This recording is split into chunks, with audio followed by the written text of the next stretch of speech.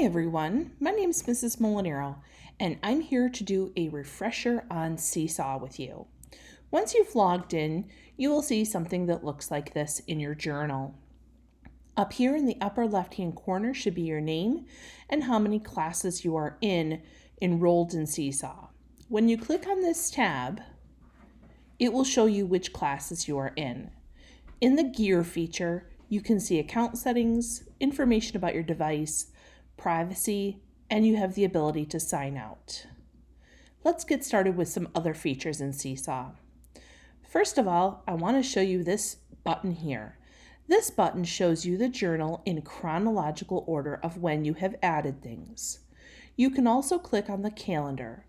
The calendar view will show you how many items you have posted on a certain day, and you can see those items viewed there.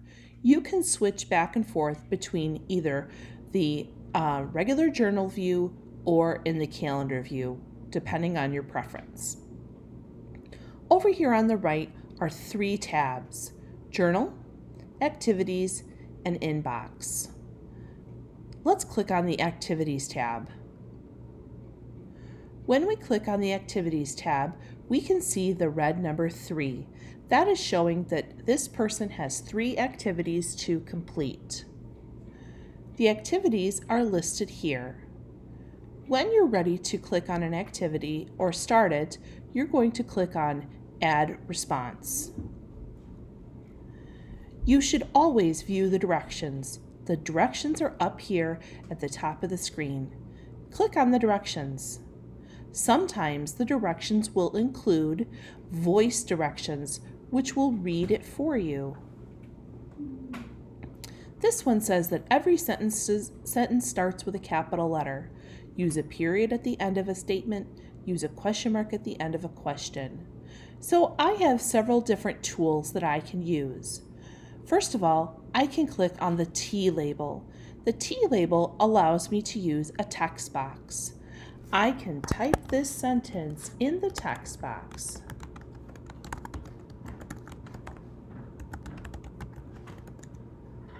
Then, when I'm done typing in the text box, if I click outside of it, these dots appear. When they appear, this gives me the opportunity to stretch my text box so that it fits in the space.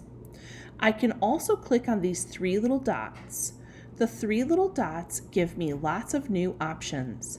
I can choose the style. I can choose what font I want to use. I can choose whether it will have a box around it or not, or whether it's filled in. I can even change whether it's to the left, the middle, or the right. For this particular assignment, I don't want the boxes to show up, so I'm going to click here to get rid of the box around my sentence. And because I like to add a little bit of color, I'm going to come over here to the right and choose what color I want it to be. Other options that I have are this finger with the box. That allows me to touch and move the boxes around. The pencil gives me the opportunity to write as a pencil. One really good way to do this would be if you had a stylus. I also have the opportunity to use a pen, a highlighter, and a sparkle pen. I can also use an eraser.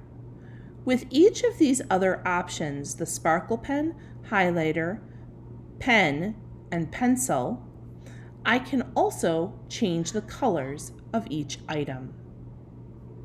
When I'm completed with an assignment, I press the green checkmark button.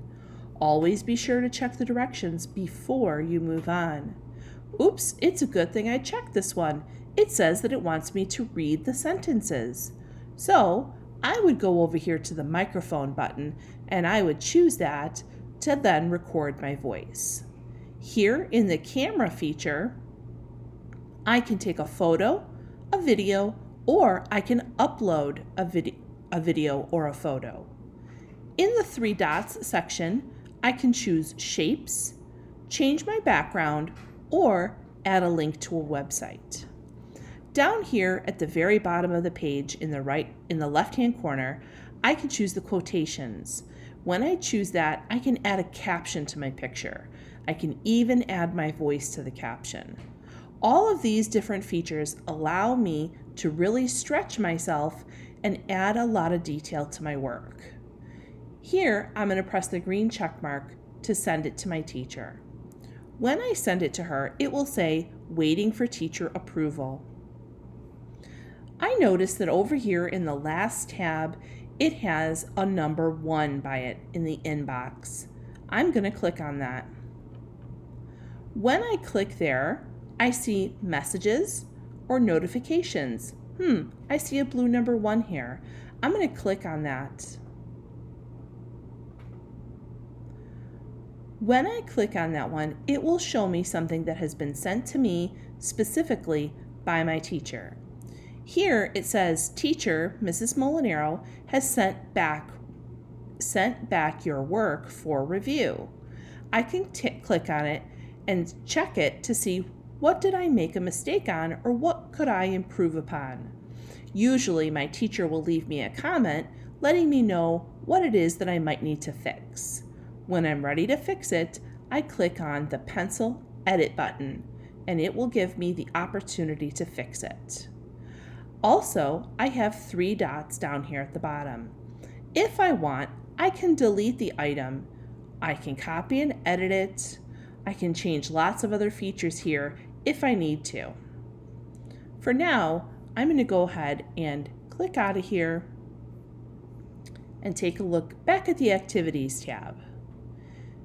So one other thing in the Activities tab we want to take a look at is adding photos. So I'm going to choose this camera button. Here, this is a grid where I can put pictures in each one. So I am going to click on the picture button. Here, I'm going to upload a photo of someone. It will take me to the photos on my iPad or computer. This is a picture of a boy. I'm going to use these dots to make the picture small enough to fit in the box, and then I can move it here. I can also click on these 3 dots. I can lock it. I can duplicate it if I want to. Maybe I want to use this photo in more than one place. I can click duplicate and then move it to another place. You can do that with text that you've also done. If I want to type someone's name, I can do the same thing. I can click on the 3 dots and I can say duplicate and then move it to where I want it to go. I can make it small enough so that it fits in the box. This one's ready. Not really, but you get the idea. Last but not least, let's talk about dragging. I'm going to click on Add Response here. And if I want to drag these things, I have to make sure that I have the finger with the box button, meaning that it allows me to move it. I'm going to tap it first and then move it to where it goes. Tap it, move it to where it goes. Tap it, move it to where it goes. Again, before you submit an activity, always be sure that you have read the directions completely. In this one, you can see that there are instructions that you can play and listen to. Always listen to those instructions just to double check. When you're ready, you click on the green checkmark button to submit it to your teacher. I hope that this quick review of how to use Seesaw and some of the great features of Seesaw will help you.